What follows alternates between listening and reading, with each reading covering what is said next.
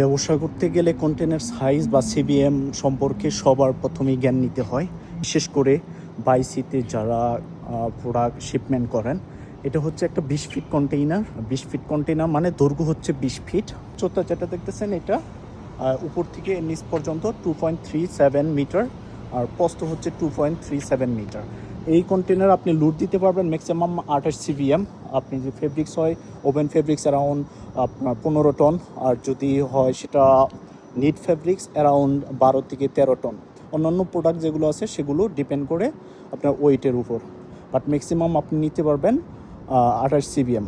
এছাড়াও আরও 3 ধরনের কন্টেইনার আছে। 40 ফিট কন্টেইনার, সেখানে আপনি লোড দিতে পারবেন 68 সিবিএম। 40 এইচকিউ কন্টেইনার, সেখানে আপনি লোড দিতে পারবেন অ্যারাউন্ড 70 সিবিএম।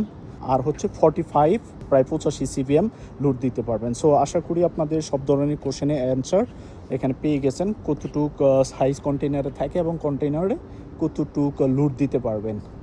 এছাড়াও যদি আপনাদের কোনো কোশ্চেন থাকে যোগাযোগ করতে পারেন ইনবক্সে, ডেসক্রিপশনেও আমি ডিটেলস দিয়ে দিচ্ছি মনে রাখার জন্য। সো ভবিষ্যতে বাইসি শিপমেন্ট করতে গেলে আপনাদের জন্য হেল্প হবে এই ইনফরমেশনগুলো।